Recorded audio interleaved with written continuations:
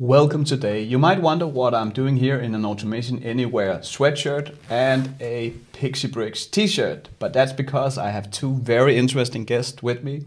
Hello Micah, hello Todd. Micah, who are you and where do you come from? Hey, I am Micah Smith. I'm a developer evangelist here at Automation Anywhere. Automation Anywhere is a robotic process automation company. As many of your viewers are probably aware, RPA is a big thing. And so I'm all about educating, informing, and upskilling developers on using Automation Anywhere and developing cool integrations like we're going to talk about today. And let's be honest, to be honest with me, where do you think Automation Anywhere ranks in terms of size of all the RPA tools in the world? Is it all the way up in the top, or is it in the middle? In my heart, number one for sure. Outside of that, I can't say. No, thank you. And Todd, welcome to the stream as well to you. Thank you.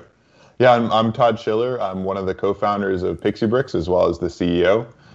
If you haven't heard of PixieBrix before, we are a low-code browser extension builder that lets you customize the interface of any website. And so we see some great synergies with RPA and especially Automation Anywhere. And so very excited to show those off today.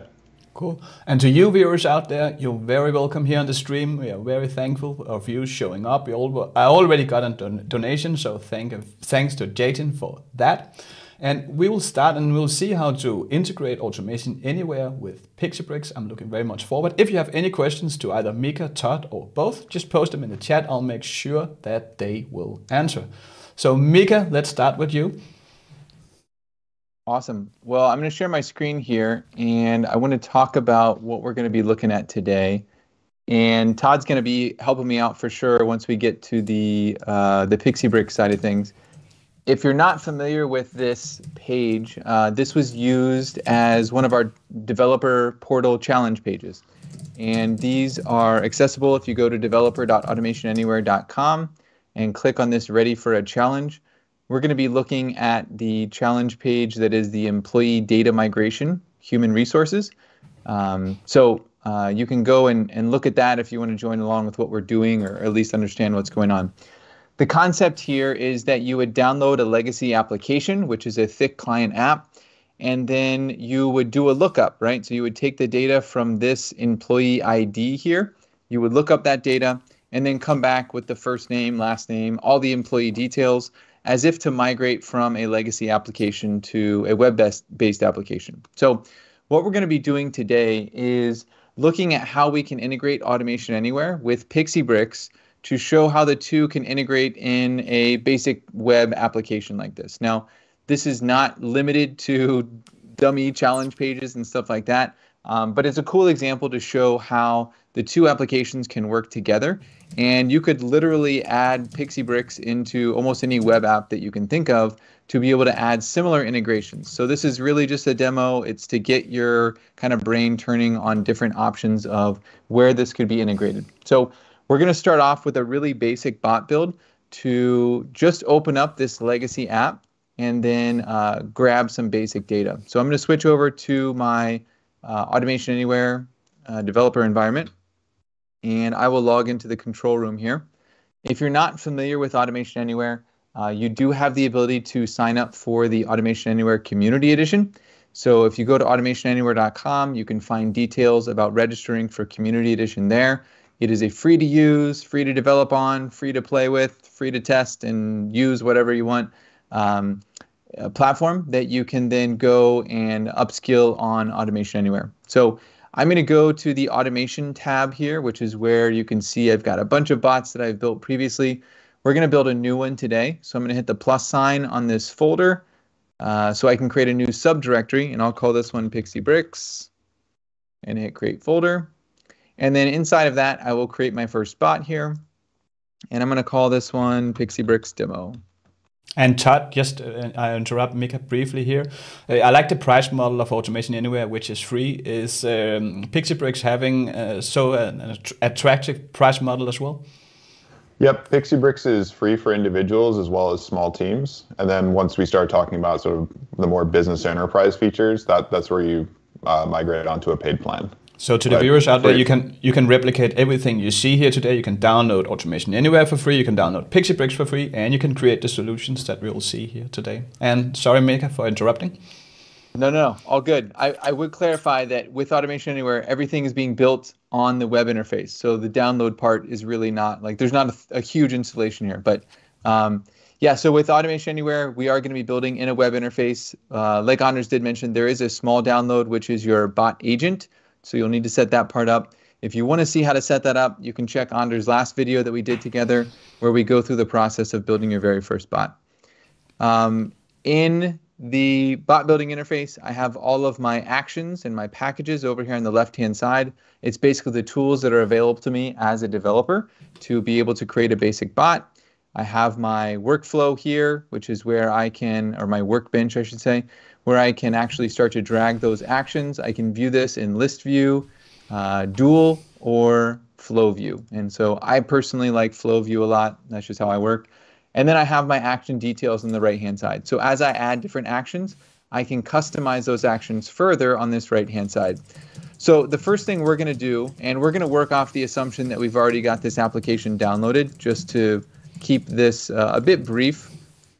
I'm going to drag this open program file action over, and it's going to prompt me for what application or program I want to launch. So I'm going to hit browse, and that will open up my file explorer here. And I've previously downloaded this thick client application to my ctemp directory. And if you're following along at home, it's literally just clicking this thing, right? This button is a link to that exact same application. It will download as a zip. You can then unzip that anywhere you want. I'm happening to use the ctemp directory because we're going to use this for a bot runner here in a minute. But you can put this anywhere you want. So I have downloaded that application. I have already put it in my employee list. exe is the name of the application. I put it in my ctemp directory. I'm going to hit save here. Now I'm also going to launch that application because we want to see what it looks like so that we can start to automate it, right? I could have just run the bot to do that, but here we're going to be just filling that in. Now, the overall model of what we're doing today, right, is going to start with that web page and a PixieBricks button that we're going to add to that page. That button will then invoke a bot, and it's going to send some data to that bot so that our bot knows exactly what data it needs to do the lookup on. And the data that it's going to receive is that employee number. So if we come back to our web page here, right, we can see in this example, every time you load it, it loads a different employee ID, but I'm going to grab 1007. If I were to come back here and put that into the app, that's exactly what we want the bot to do, right? We want the bot to enter that ID, we want it to click search, and then we want it to extract some of this data. So I'm going to come back here, and we're going to define some variables that we can use for this process. Now, it's really important for this first variable that we set up that we mark it as an input. And the reason we're doing that is because PixieBricks is going to be extracting this value, this employee ID. PixieBricks is going to extract that value and pass it to the bot. And so for the bot to knowingly receive that value, it has to have an input that's been defined. So I'm going to call this one S employee ID. Now, there are as many best practices here as people have opinions. My personal opinion for best practices when dealing with input values is I like to postfix them with the either input or output. So here I'll put S employee ID underscore input, right? And that lets me know, just visually looking at my variables real quick, that this is marked as an input variable. And so I know that I need to worry about how I'm going to map data to that. I'll hit create. Cool, so we've got that set up. Now, with that variable, we want to actually map whatever is going to come to us from PixieBricks to this employee ID number field here. So what I'm going to do is go over to my actions pane again. And if I scroll towards the bottom, there's one called recorder. And I'm going to drag the capture action over underneath the application here. And I will select application as the window and then hit refresh. And when I hit refresh, what's happening is the bot agent, which is the component that I've installed locally from Automation Anywhere, is scanning my machine to see all of the windows that I have open, right? And so what I want to do is I want to grab that employee database, which is the name of this window right here, because that's the actual application I want to interact with. So I'm going to click Capture Object here. And at this point, it's going to let me basically start to draw on this application. If you can see, there's little red boxes. Anders, are those showing up at all? Yep, definitely. We can see everything. Okay. So you can see that there's like a little red highlighting box that's showing up around each object here.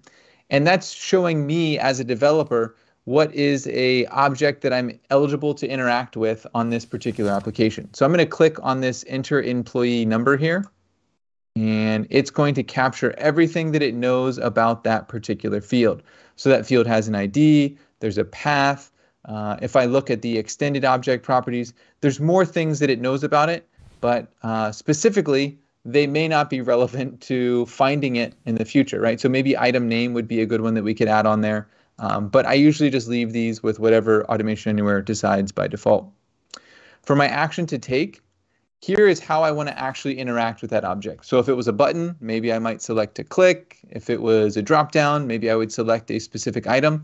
For this, it's a text box. So we're going to hit Set Text.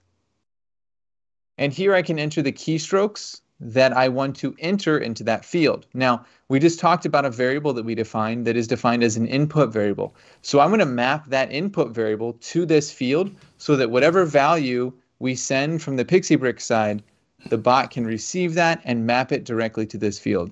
So let's press F2 here, which brings up the Variables Explorer, and I will select the S employee ID underscore input, and that's what we'll use. Cool. And can you just put variables there? Or could you also put, if you had two variables, can you put those together, or? Yeah, you can put as many variables here as you want to. So I could string them together. Additionally, I can do keystrokes. For certain fields, keystrokes would matter, right? Like if I had to do an Alt or something like that, or some kind of Control C or Control V, if I wanted to paste from a clipboard, you can do that. If you want to, like in a regular, let's see, like in Python, if you're going to concatenate two strings, you would use a plus sign, right? Mm-hmm. In Automation Anywhere, you don't have to do any of that. I could just press F2 and then enter another variable here, right? So I could put as many as I wanted. And the way that variables are treated in Automation Anywhere is that it's always surrounded by a $. So $sign at the beginning, $sign at the end. And so I could put multiple variables if I wanted to. I could also just hard key things, right? So if I wanted to just put in some kind of random text, very few use cases for hard coding random text in there. But definitely you have the ability to do that should you need to. Right, and those quotation marks at the beginning, that's indicating that it's a text field that you're inputting values into? Yeah, so on all of these fields, you can see that there is a little icon here, and it's the UX way of helping you to not screw up, right? So with the quotes here, you can tell that this is going to be a string. So when I press F2, I'm only going to see string variables that I can enter in here, right? If I had created a number value or a dictionary value or something else, that would not be something I could see. Well, dictionary, if it was a dictionary of strings, I could. So yeah, this is just their way of being able to help you identify what variable belongs into this field. If I press F2 on the number field here, I'm not going to see any of my own custom variables showing up, only system variables, because I haven't defined any numbers. And so, yeah, that's a great clue into the way the UX is trying to coach you to hopefully get this right. Right. Cool. So we've got the employee ID mapped to this field. The next thing we need to do is click that search button. So I'm going to drag another capture action over here, and I will select the application button in the middle. And notice in my presets, it shows me some that are common. And then right below that, it shows me my previously selected applications. Because I just used employee database, I'll select that again. And I'll hit capture object. And then I can highlight over that search button. And in this case, my action is going to be to perform a click. And I'll hit save. And at this point, we've got the ID field mapped in. We've got the search. So if I were to put in, I think we had 1001, maybe it was one. Yeah.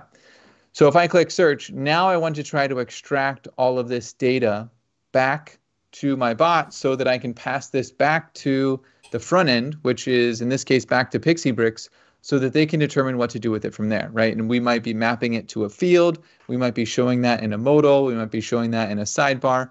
So I just need to worry about how I'm going to grab that data. Now, I have a bunch here. We're not going to do all of these, but let's get like first name, last name, and email. We'll do that. So what I'll do here is I want to create some variables first so that I have a place to put each of these values as I extract them.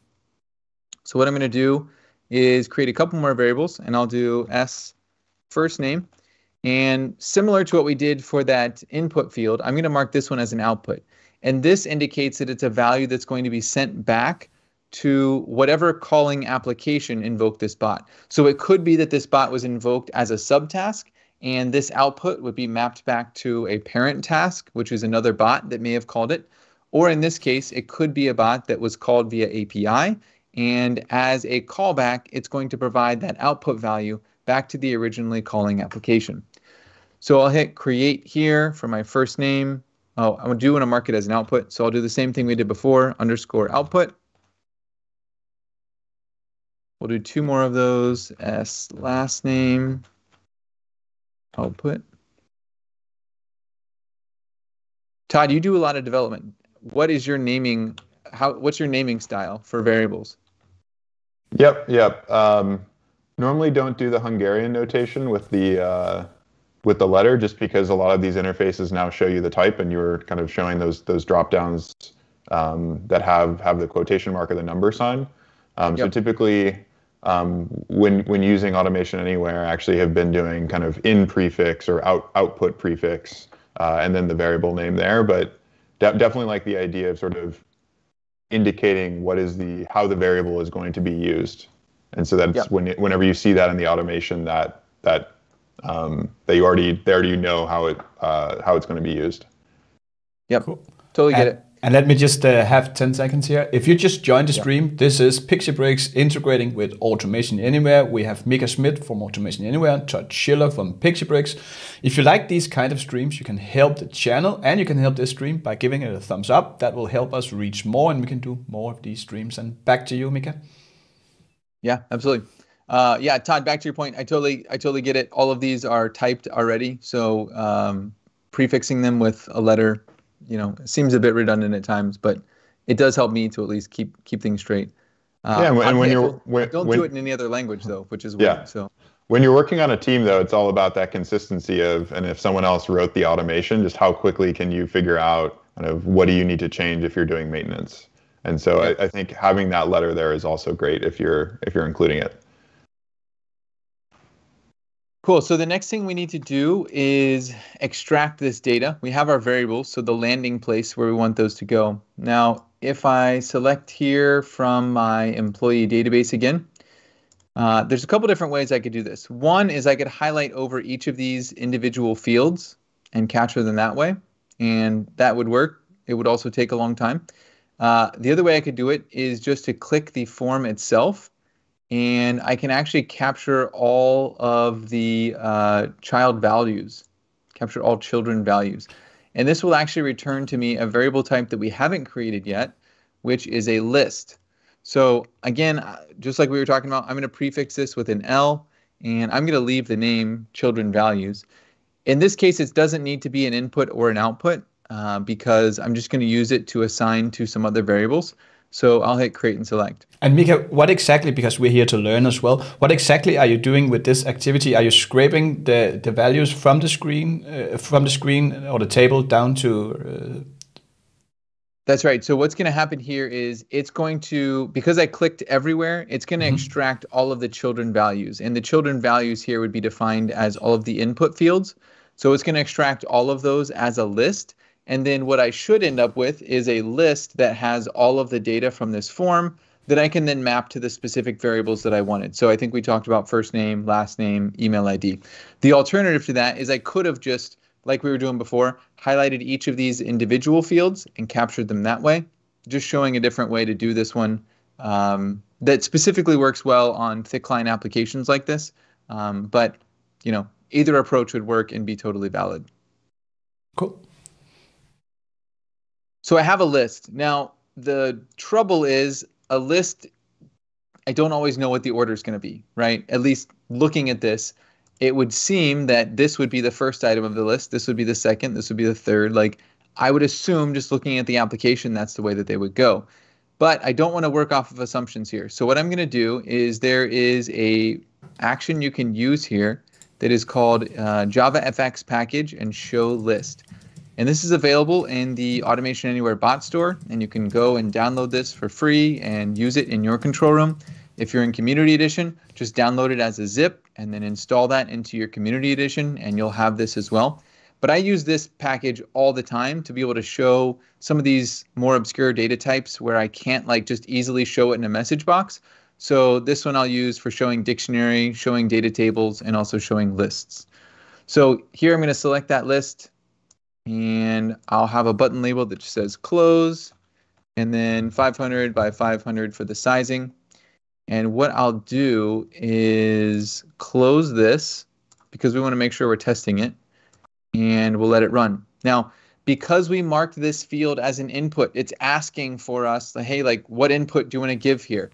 This is us simulating that API call or simulating that parent task calling this child task. So I'm going to put in the 1001 there and hit confirm.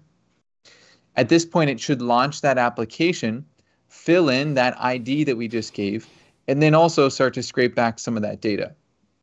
I just need to ask both of you, are you nervous today because you're both doing a live build and things can go wrong? What are you thinking here?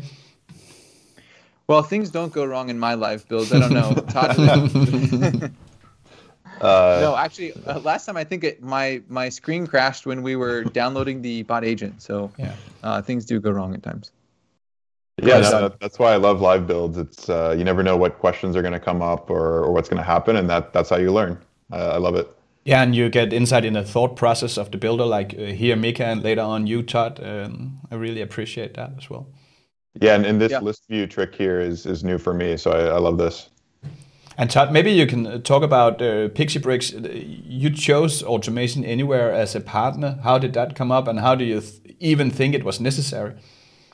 Yeah, I think there's, and as you'll see as we shift over to the PixieBrix part, there's just a lot of nice interplay between PixieBrix and being able to modify interfaces on the web and call APIs and robotic process automation. And really, one of the reasons why we really like Automation Anywhere is, as you notice, this whole editing experience is in the cloud, right? They're really cloud-focused RPA company.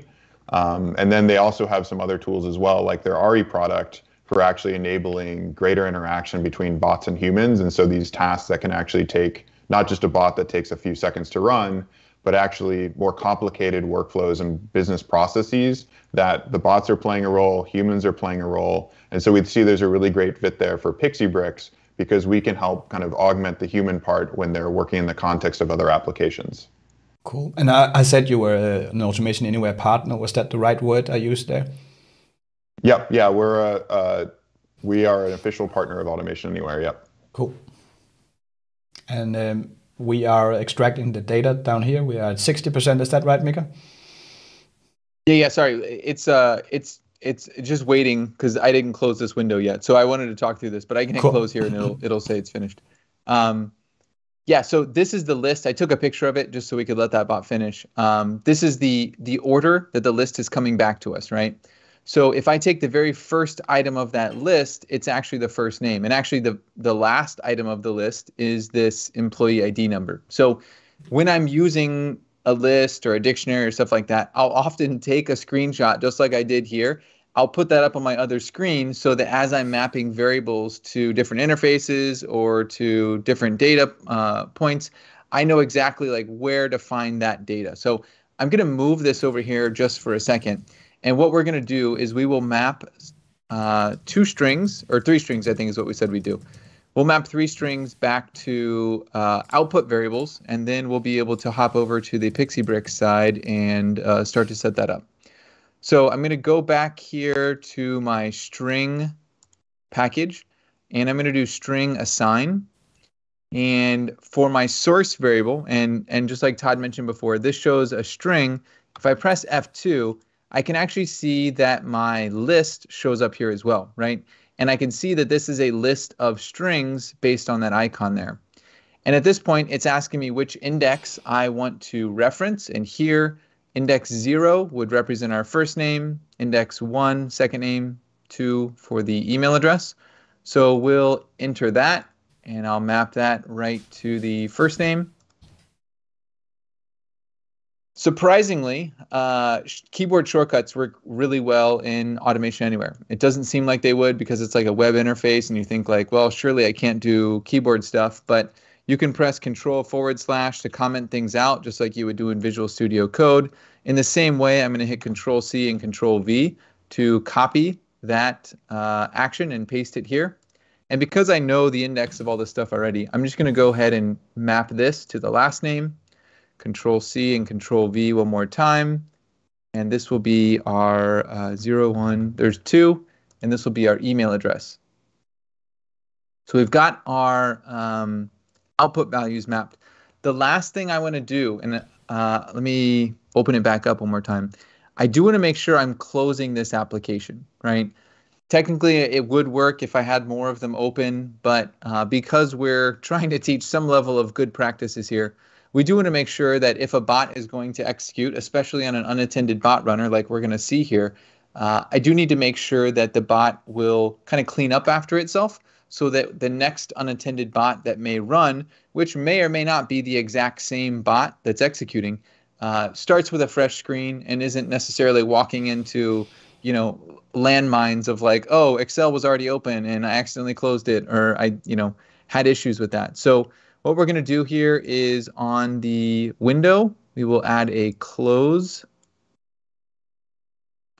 And here I can specify exactly which window I'm concerned with closing, and we'll say employee database and hit save, and I'll hit close.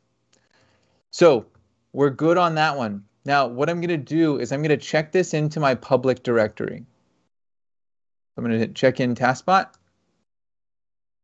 And let's just say initial commit, because that's a solid comment. Check in. You stole my favorite check-in message from, Is that what you do? from all my bots, yeah. Yeah, I'm embarrassed if someone ever looks back at my my check-in history, because they're going to see a lot of like just meaningless comments. But anyway, if we go here to our public directory are bots that are eligible for scheduling. They can be called by the API, things like that. So here, my PixieBricks folder, I can see my PixieBricks employee data migration bot.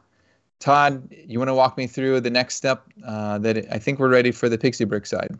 And before we do that, I can say that I made a poll in the chat that I asked if people have tried either Automation Anywhere or PixieBricks, and around half of them haven't tried either Automation Anywhere or PixieBricks. So there's a potential new customers to pick up to both of you if you do it good today. And I can see you are.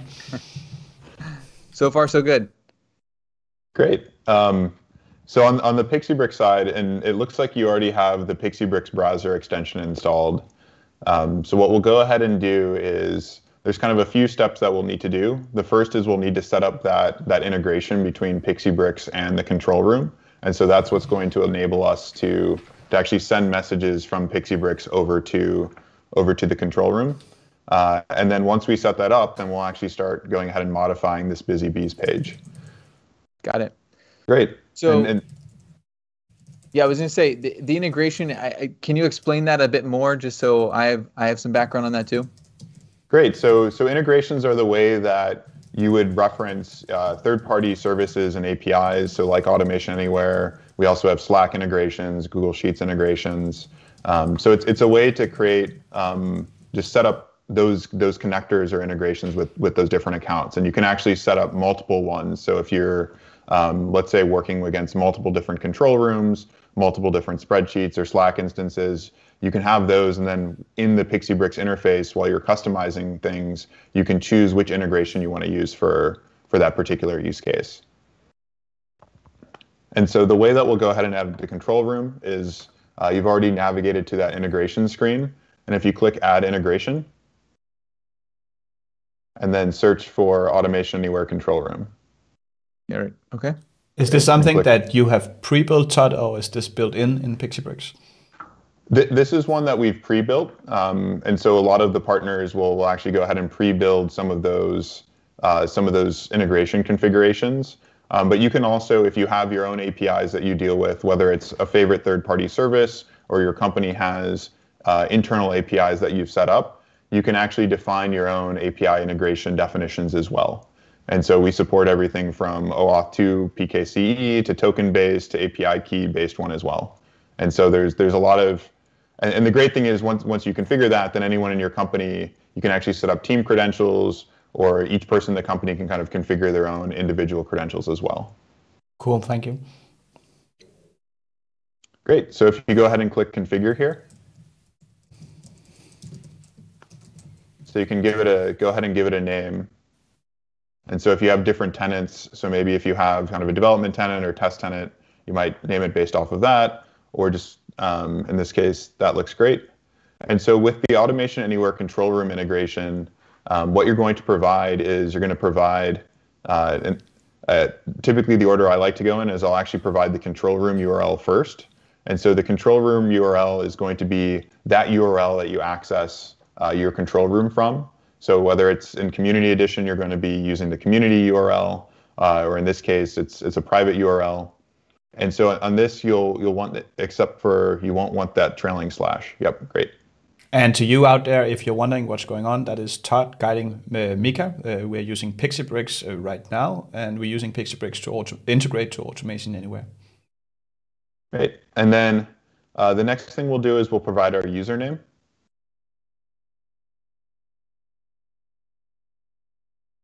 And so this username and the account that we're setting up, it's going to be the username that's going to be submitting the request over to Automation Anywhere. And so if you have one set of accounts for creating things versus one set of accounts that you want to use for run, or like your individual user accounts, you can use different accounts there.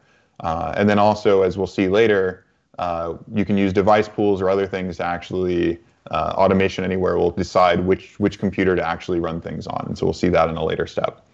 And so the next thing that we'll do is we can configure either a password or an API key.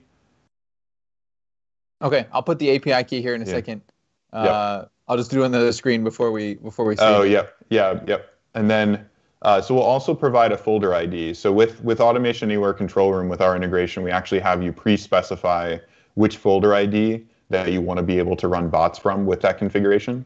And so the way to find that is to, in the interface, navigate to the folder you want, and then up top at the URL, you can see a number after the folders. And so you're just going to grab that number. And I thought this was really interesting because I could set up multiple integrations and they would be limited to only that folder's scope, right? So if I had one team and I only wanted them to see a couple bots or whatever it is, right? Like I can create these separately. So I thought this was really interesting because it's really going to show me only those bots that are inside of that folder. Yep. Yeah, it's a nice way to kind of keep those things separate, especially if you're doing a citizen development program where you want to have where each team should only have kind of be seeing a certain subset of bots that are relevant to their role. Okay. So I added my API key there, and we have a successfully created integration. I hope it's a successfully created integration. Great. Yeah, well, we'll find out. That's what live builds are all about. We'll find out very quickly if it's not. So let's hop back to BusyBees. You can go ahead and close that sidebar. So as you mentioned before, what we're going to do is we're actually going to add a button to this page to go off and grab the employee ID and then run our bot that you've configured in Automation Anywhere.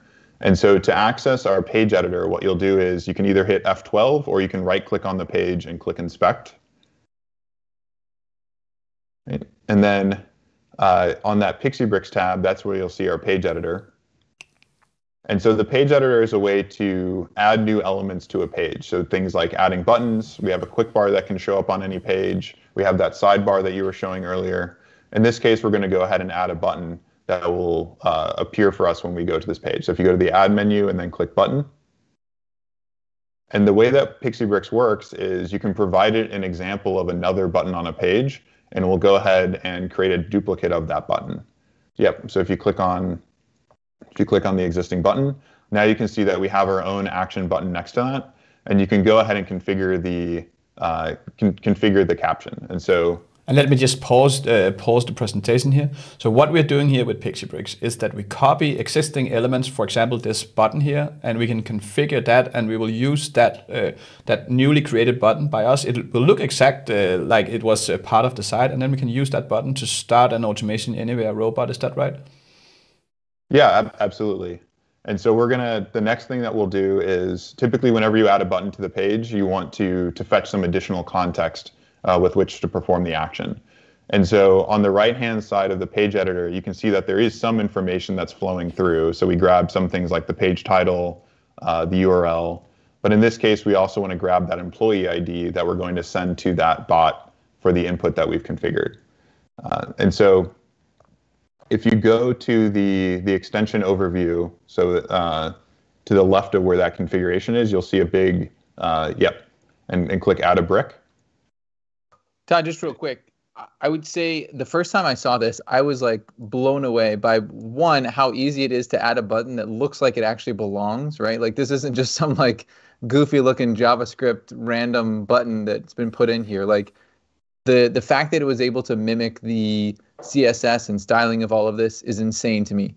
The second half is to build out an entire application in the developer console just on another tab is so insanely cool. I had no idea this was even a possibility. And the amount that you're able to do directly from within this is astonishing to me. So kudos to you and the team on that. Thank you. Yeah, and it's, thank you. Really, really appreciate that. And so our bricks in PixieBricks are very similar to the actions that you would have from that side menu in the control room. And so just as there's ways to grab data in the control room and Automation Anywhere, we also have ways to extract information from the page as well.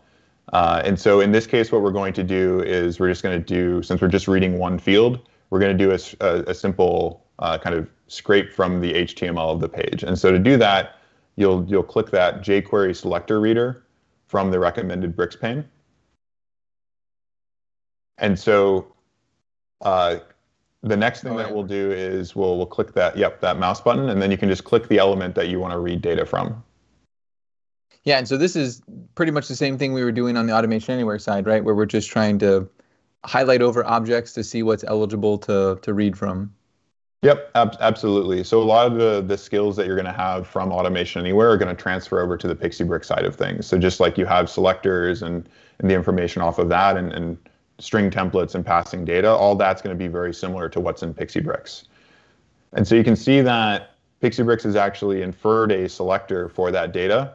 And so that's that in brackets read only, because that happens to be the only read element field on the page.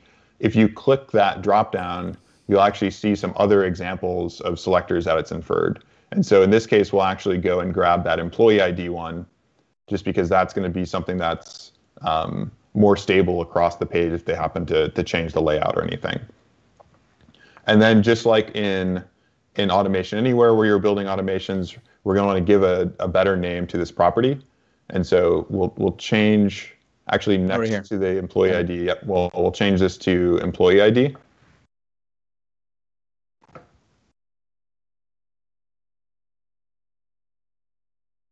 Great.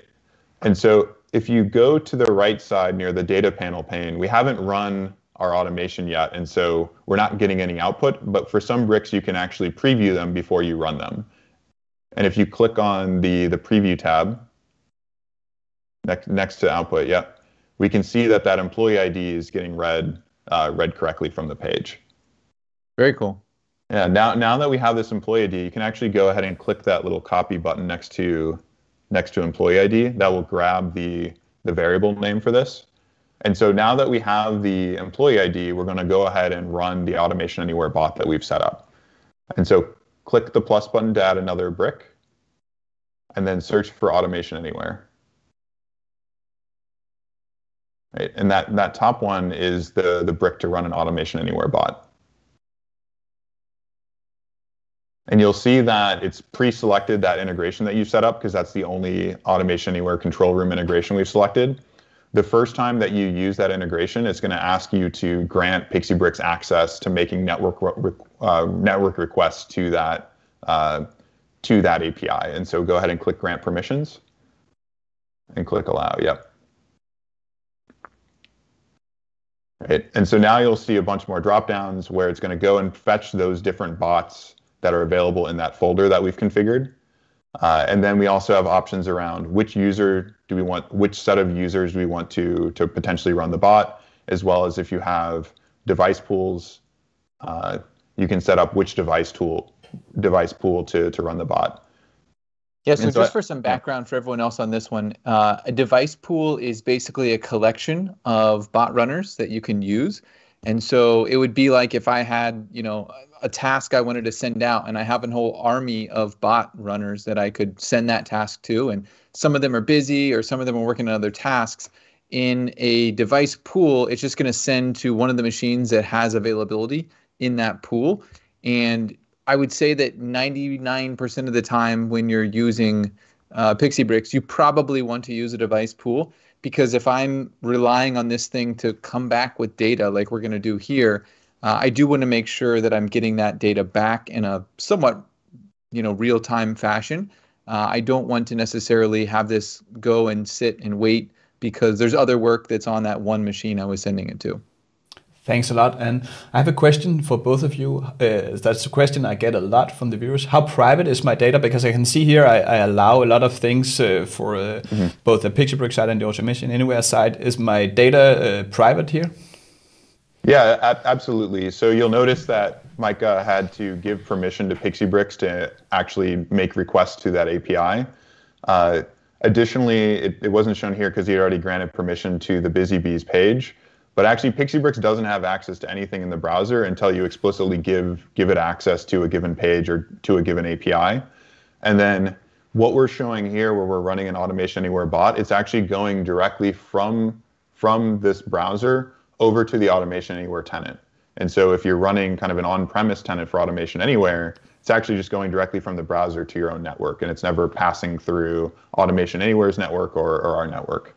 And so, yeah, very, very focused on privacy. Cool. Thank you.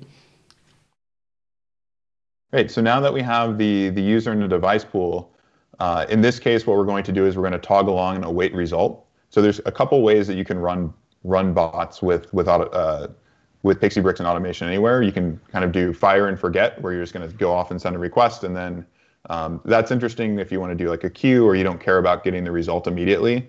And so then an unattended bot can kind of pick it up whenever there's some spare capacity. In this case, we are going to await the result, and so we'll toggle that button. And then next, you'll see that there's that input arguments card there, and it's fetched that input that Micah had configured on the bot.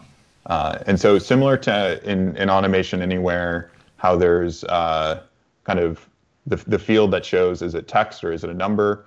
We do the same thing in PixieBricks, although we do distinguish between just passing a variable directly versus passing a text template where you can hard code some things or do string manipulation there.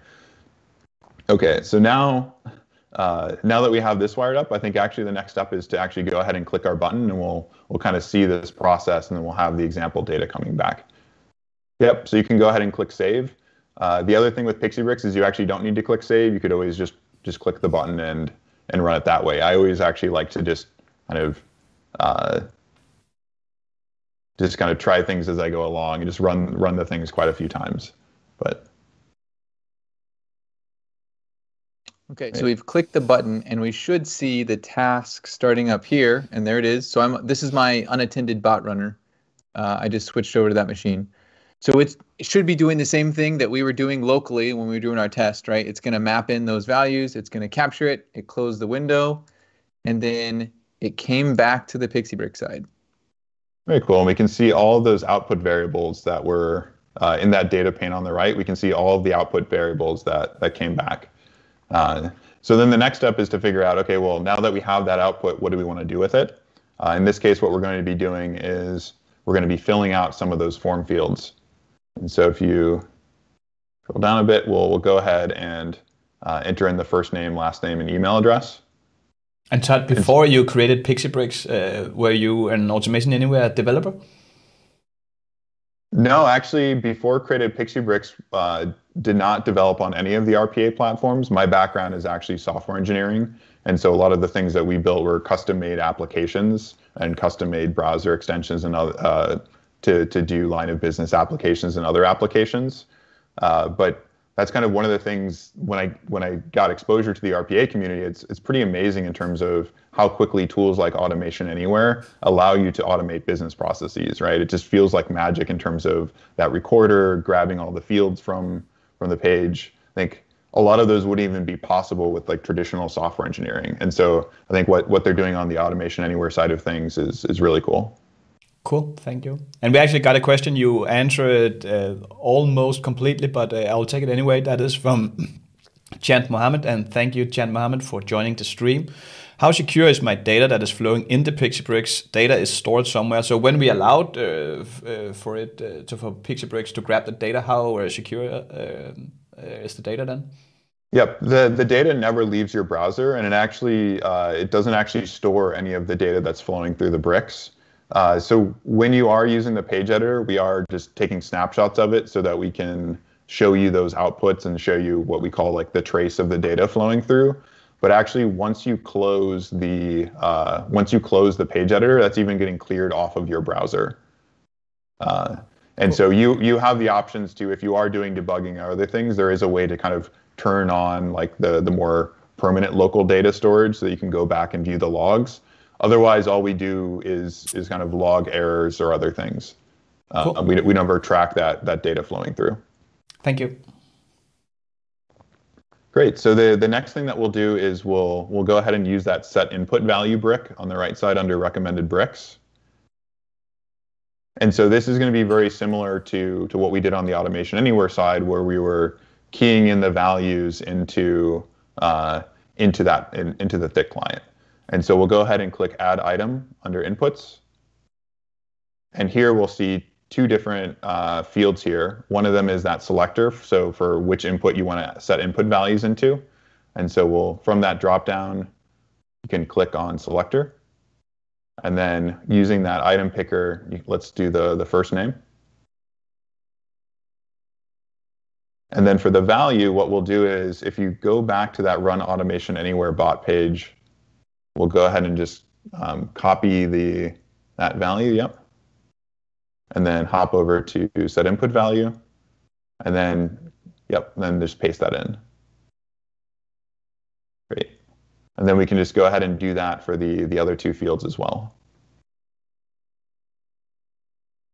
Chant Mohammed replies that he thinks it's amazing and very quick. So thank you.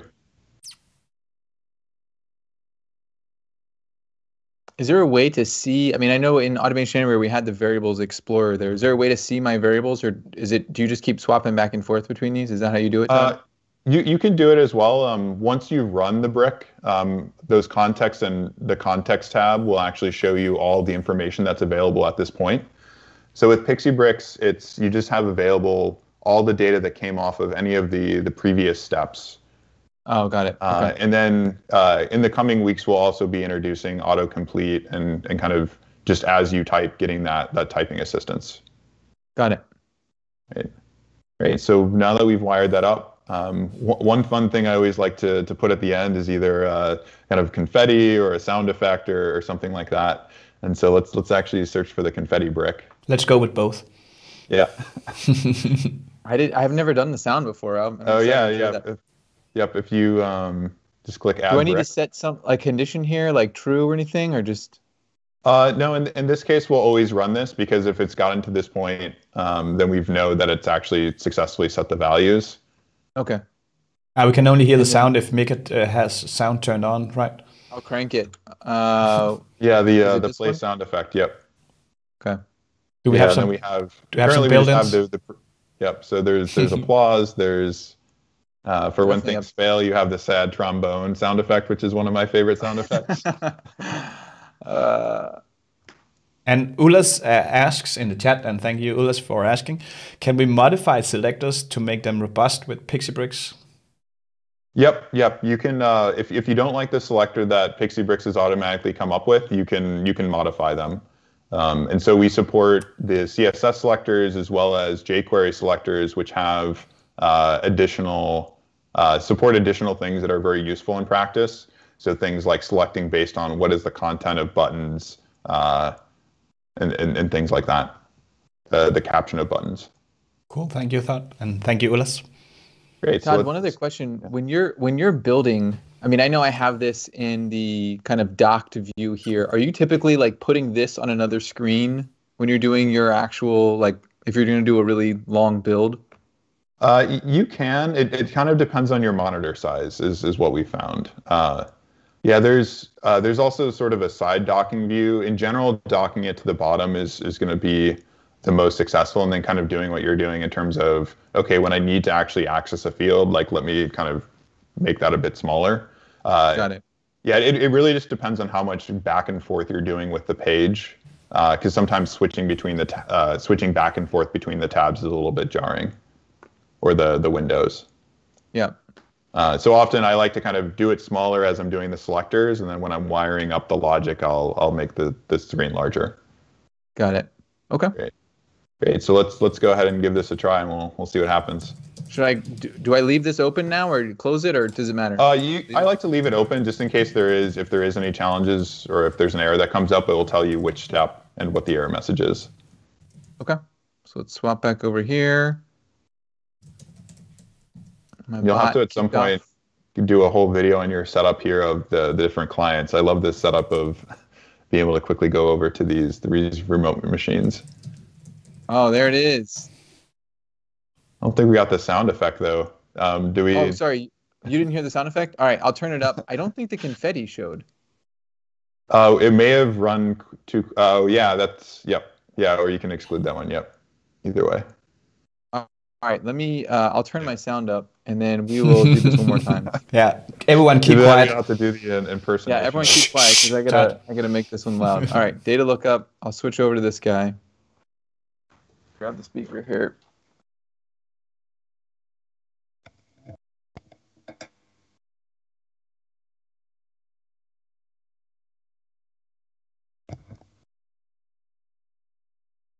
There's a confetti. Did you hear the applause that time? Unfortunately, not from my side. I don't know, Anders. Did you? No, maybe none. We can give. It was a really solid. It was a solid applause sound. Yeah, Todd, that was awesome. I think looking at how easy it is to integrate the two of these is crazy to me, right? Especially like if we close this, if I refresh this page, like, hey, this thing still pops up here, right? And I think it's really interesting. Can you talk some about the way that, I built this PixieBricks button now, right? How would I share this with my team or push this to my organization? Great. Yeah, the way that you would share that with your team. So with PixieBricks, you get an internal marketplace where you have kind of just your bricks that you want to share with your team, as well as we have a public marketplace where you can pre-grab things, get inspiration, modify them. So to share this with your team, you would open up the main PixieBricks options page. The easiest way to get there is just clicking that PixieBricks icon up there in the toolbar and clicking options. And then next to the button that you've created, which is that active one, there's those three dots, and then you would just go ahead and click share. And that's how you would roll it out to. So the first time you share, we ask you to set sort of what is your kind of account name that you want that you want to identify with your bricks. That's just a way to make sure that. Oh, is that not? Oh, it's got to be lowercase is the. Oh, okay.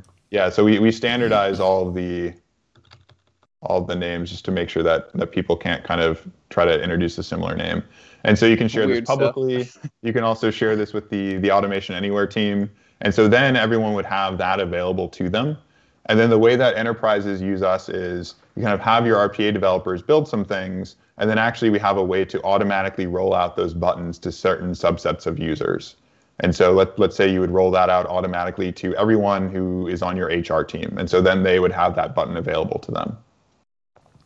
And so we have facilities around for seeing what is the error telemetry, who is actually, has it been rolled out to yet, how frequently are they using that button, and all that different information, so that you know whether or not how successful and how much utilization those different features are getting. Cool. We have a couple of questions in the chat.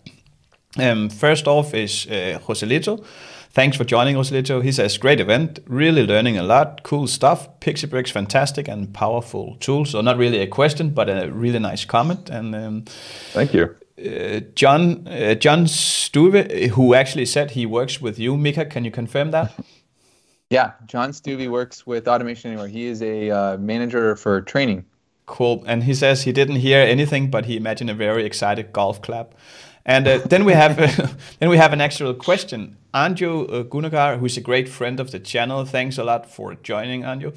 He says, why is the development area inside the developer console of the browser? Like if you have a small screen, how much can you recommend this?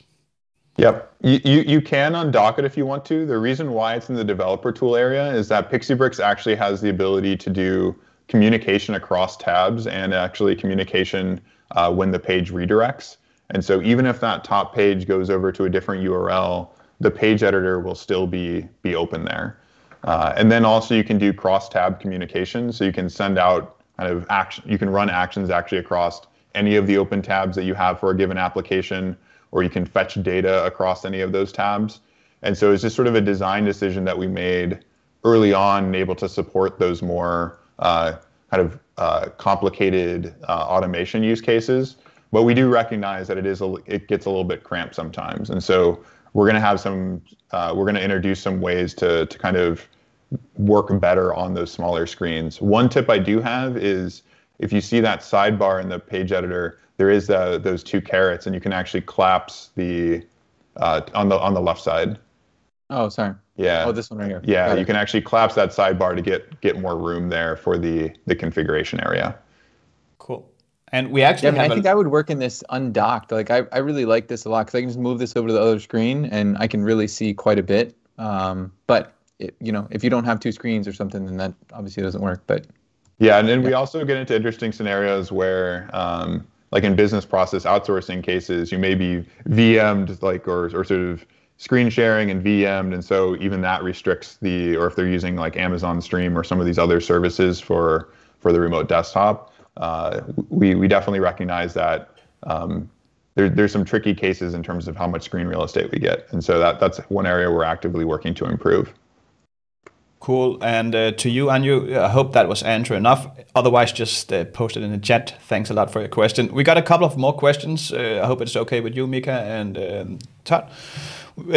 Chant Mohammed asks, is it possible to combine Automation Anywhere and UiPath bot so we can run both in the same PixieBricks flow?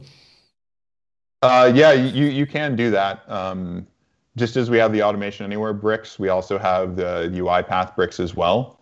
And then actually you can call into any RPA services that does have an online control room, just because we also just have ways to call APIs. So if you're using Power Automate or any of these others, part of the reason why we like the Automation Anywhere one is, especially with tools like ARI and the capabilities that they have on device pools and the cloud native authorship experience, we think that there's just great synergies there. So we've been very focused on making that experience great. Cool, Todd, thank you. And one more question before we continue here. Ulas asked, is there any Blue Prism natural integration coming up for PixieBricks? Is that in the plans? We don't have that currently in our marketplace. So if you're interested in particular use cases, definitely join our community and ask about it, and we'll prioritize that. But it's something where we see a lot of nice synergies with all the different RPA tools, and so we want to be able to support those as best as possible. Cool, thank you. And thanks for all the great questions in the chat. Just keep them coming. I'll make sure that these two fine people will answer them. So back to you.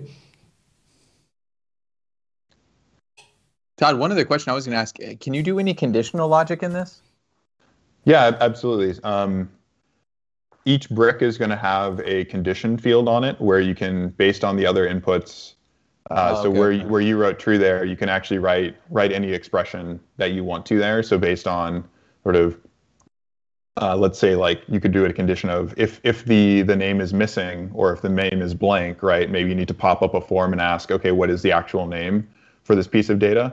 So that's useful in sort of like maybe a call center context, or if someone's semi-automated kind of going through this migration where you don't have complete data on everything. And so each step has a condition. You can also see that target field there, right, where it's defaulting to running in the current tab.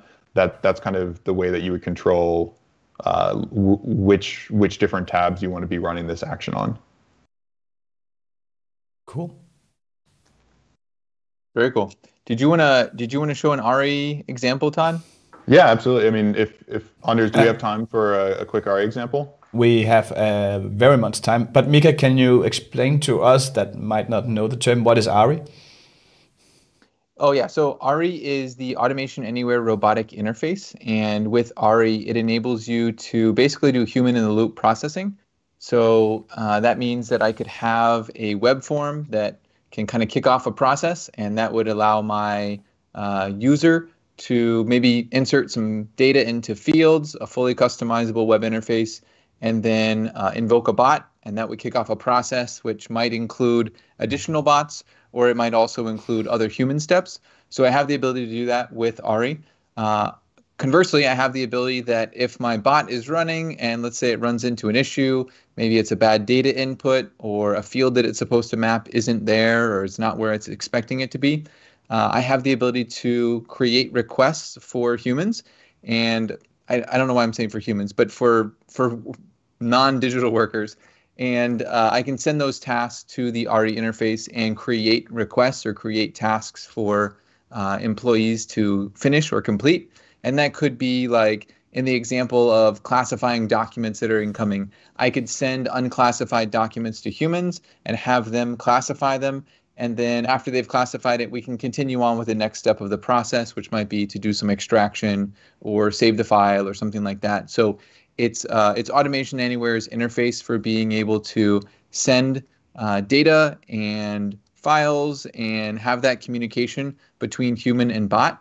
And it's really cool to be able to have a way for your bots to be able to talk to you, and also for you to be able to talk to your bots to give information, give inputs, things like that.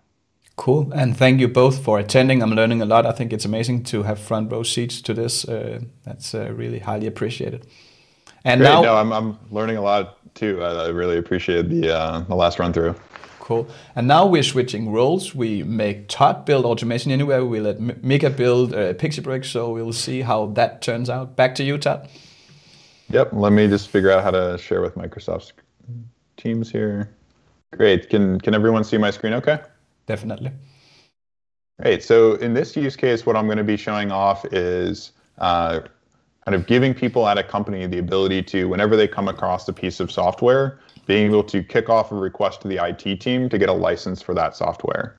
And so one of the extension points that PixieBrix provides is a quick bar that can show up on any page. You can also determine on which pages different actions should appear. Wait. How did you trigger this?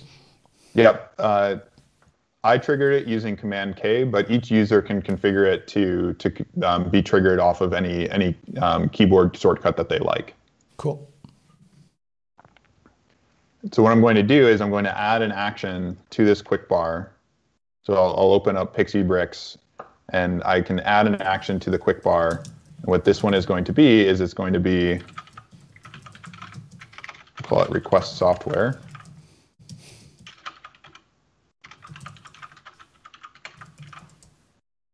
And I want this to work on any page. So there's my request software action that I'm going to make available on any page. And what I want to happen is when I click this request software button, it's going to take the URL of the page. I also want to collect some information like why do I need the software, and then go off and create an RE request to kick off the IT approval flow and account provisioning flow. So that's what we're going to do on this side of things and what it's going to look like for the end user. And then in Automation Anywhere, I'll go ahead and open Automation. I have this folder here already. And what I'm going to do, the way that RE works is that you have a process, And then that process can be made up of different bot tasks as well as different forms that are going to be shown to the non-digital workers. And so each process is going to start out with some information going into that process. So in this case, it's going to be the software request. So I'm going to create a form. Let's call this software.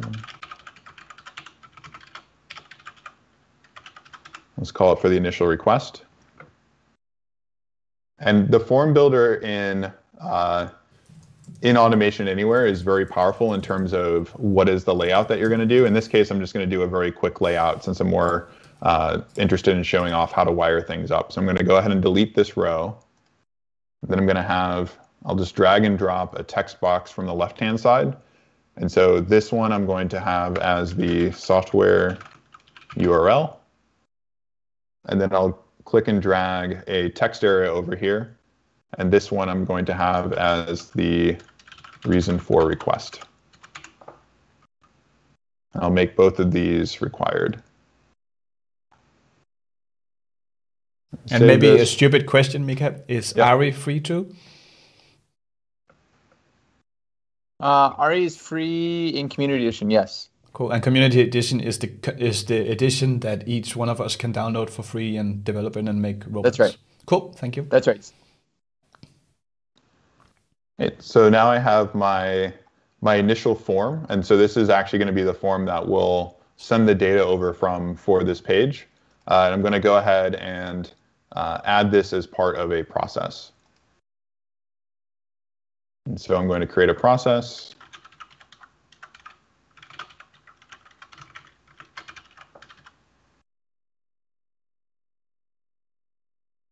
And this is where processes are where ARI gets very powerful, and that there's going to be a process entry. So this is the initial form or data that's kicking off the request. In this case, I'll browse and grab my software request form. I'll call this software request. And then this area here is where I can click and drag all these different bot tasks, human tasks. You can actually run software sub-processes, as well as do conditional logic. So that's the kind of thing that we'll do for an approval workflow is kind of show the form. We'll actually create another form that allows a different person to approve or deny the request. And then based on that, we could always send it off to a bot to automatically provision the accounts, or maybe it's another human request to actually do the provisioning once it's been approved by a manager. Cool. So in this case, right now I have a very simple process where I just actually have, if I go ahead and run this, it's going to show a form for the URL and also the reason for request. And if I go ahead and submit this, actually didn't set this up to be a URL so I could enter anything in here, but if I submit that, we'll see actually that this was a very quick process, right? Because the process is just the initial request, and then the request was closed as completed. And so the way I like to work actually is sort of just build up the pieces and then make things more complicated as we go. So actually what I'm going to do is now that I have this process, just a single step, I'm actually going to wire this up to PixieBricks. And so to do this, I'm going to click run. And the reason why I'm clicking run is that I'm going to grab the ID of the process that then I can tell PixieBricks to send information over to. And so in this case, it's after process info ID is 2832. So I'm going to grab this number, and I'm going to go back to my page where I'm working with PixieBricks. So here I've started with the quick bar. So I have the quick bar item that's available when I toggle it. And just as Micah had added the run a bot brick, now I'm going to add the create ARI request brick. And you'll see here the service. I've already pre-configured the service just because Micah had already showed how to configure the service. Then I have the process ID where I'm going to drop in that process ID that I got from this page here. And then there's a series of inputs that we have that we can give off to the process. So unlike the other one, unfortunately, we haven't implemented yet the automatically populating this list, but I'll show you how you can grab what are the inputs that you need to pass along.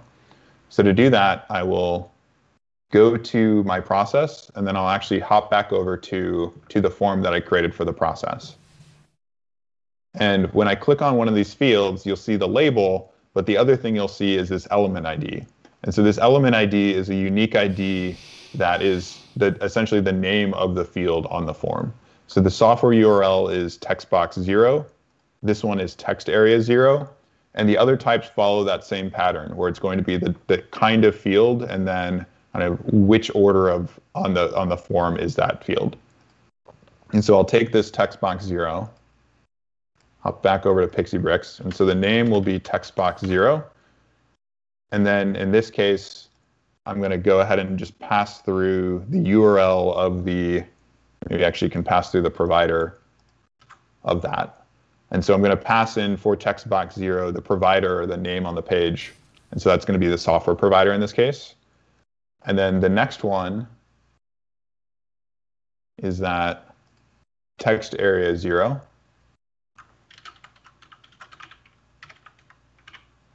And here I'm just going to hard code things first. I like to hard code things and then fill in things with variables after I'm happy with that the data is flowing through. So I'll go ahead and I'll trigger this action.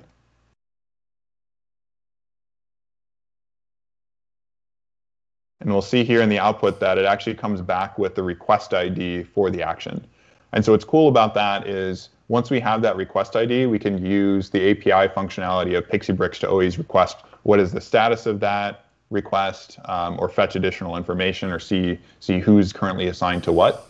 And so that's a really helpful way to kind of incorporate this into the PixieBricks interface, especially if you're doing things like using the sidebar, or using alerts, or other things like that. You can sort of create a heads-up display actually for what's happening on the RE side.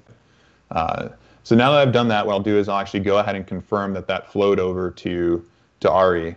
One of the gotchas with using Community Edition is that whenever you call it with an API, it's actually going to log you out of Community Edition, just because if you're using a single account, you can't be logged on in two different places. And so you'll kind of see me relogging here in some cases. But for Enterprise Edition, you won't have that problem. And so here I can actually see the request that came through, and it's going to say automation anywhere, and the reason for the request is this looks useful. Now what I'll do is on this side, we'll kind of actually collect information from the user in order to actually make this dynamic. And so the other thing I'll point out at this point is I'm actually doing this on a Mac, right? And so that's pretty cool, right? A lot of the automation tools only run on Windows or kind of have a Windows desktop client. When you're using PixieBricks, you can actually bring it to any environment that can use the Chrome web browser. So that whether that's Mac, Windows, even using things like a Chromebook, it really kind of extends the reach of the automations that you're working on. And so here what I'll do to collect additional information is I'll use the PixieBricks form builder to go ahead and collect additional information for the reason for the request.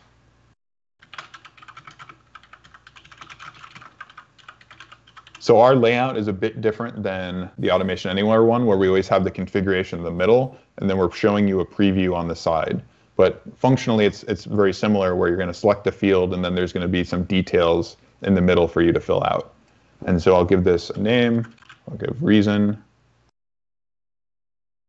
label.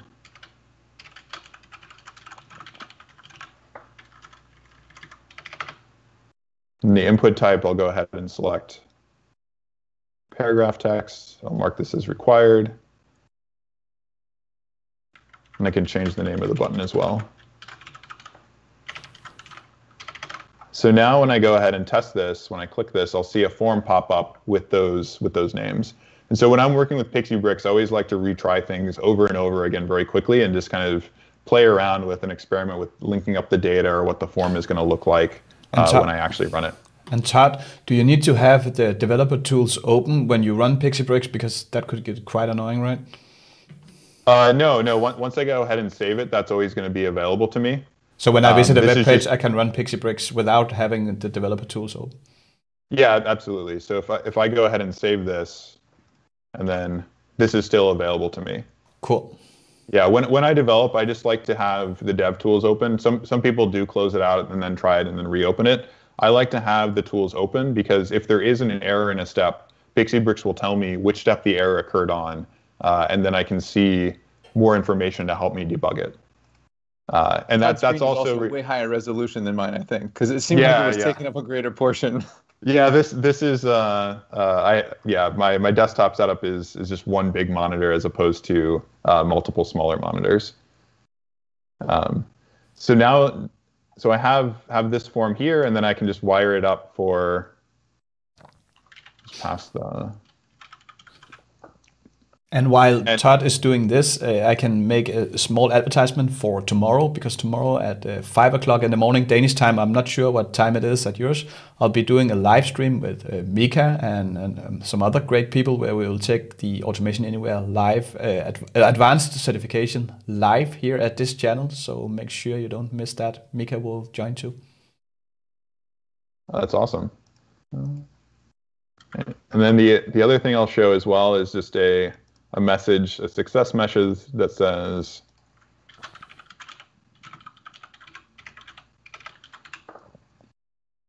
and Todd, if you want to get started with PixieBricks, how do you do that? Yep, you can just go to PixieBricks.com, and there's going to be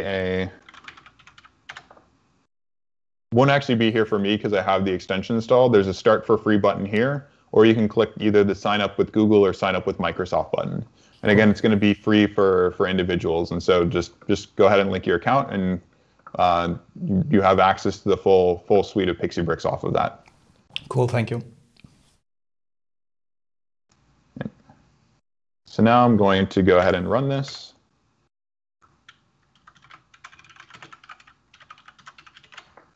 Click Request Software. And you'll see the success message there. And if I hop over to Community Edition,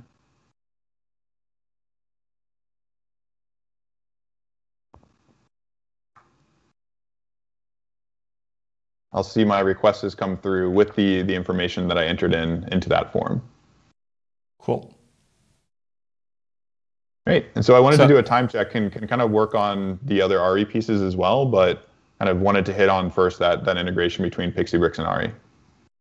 Cool. That sounds really cool that you can integrate these two applications together very easily. And if you out there are watching the stream, you can download Automation Anywhere for free, you can download PixieBricks for free, and you can do these things yourself, or you can build your own stuff for totally free as an individual.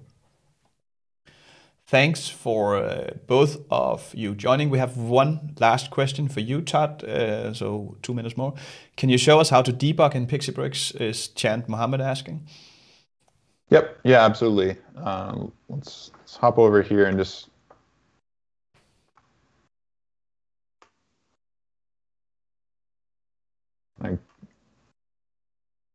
I'll go ahead and actually intentionally, we have one brick that's for example, raising an error.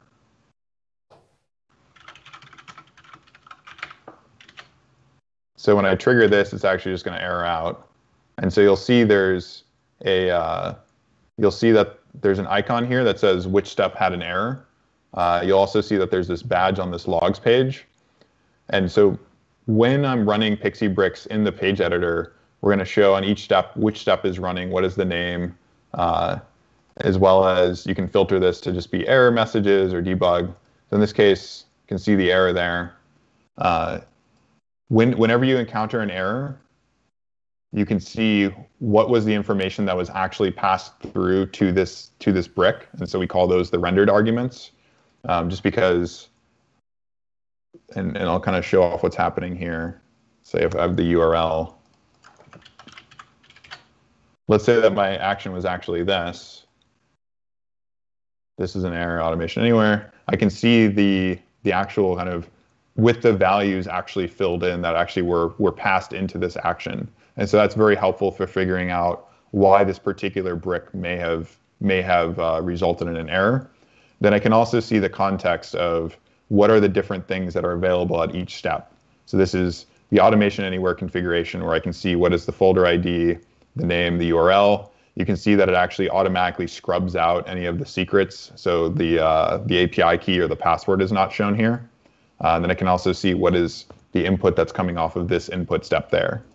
And so that's the easiest way to debug things. I think there's also some other tricks for debugging things as well. So I know a lot of people that like to use like window alerts for actually just showing kind of information along the way on each step of, is a particular step running? What was the information that was passed to it? We also have some other bricks as well to facilitate that. So there's a log to console brick. So when you use this one, it's actually going to show up over in the developer console if you feel comfortable in that part of the browser. So there's a lot of different ways to, depending on what issue you're facing, to collect more information on why that error might be happening. Cool.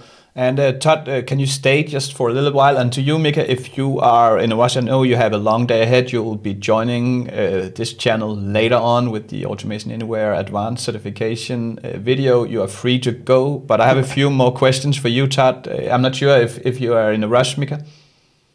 No, we're okay. Cool. Todd, thanks for the cool session, Todd. Share some light on the name PixieBricks. Yeah, absolutely. So the name, the bricks part of the name sort of comes from kind of what we like, all these recombinable bricks that you can do to create these automations or create these extensions.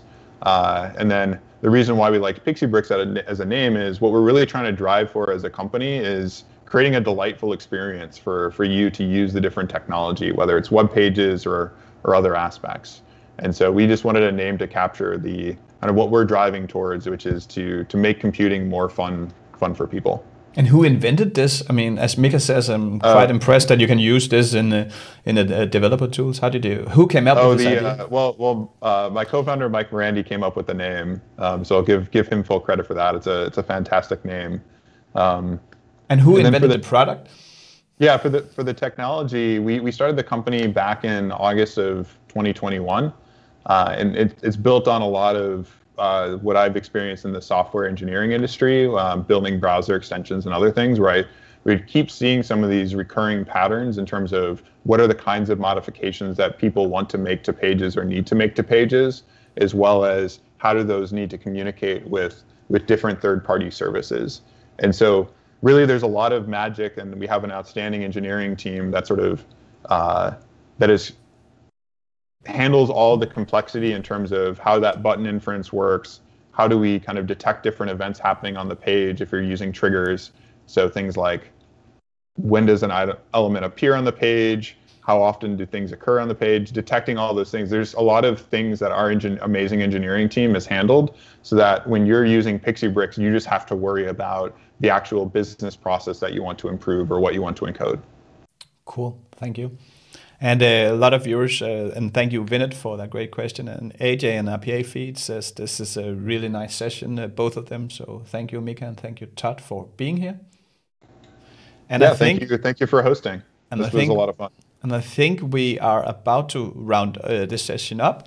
And if you want more PixieBricks, I created a few videos, which I'll link to in the comments after this session. And if you want more Automation Anywhere, you can join tomorrow, or maybe it's today. For you, Micah, it is today, right? The Automation Anywhere session? It's tonight. Yeah, I think it's tonight. Like 11 p.m. So wow. I'll be on for the first hour or so. Friday night, that's impressive. So see you later, and thanks both of you, and thanks to the great viewers out there for the great questions and for watching.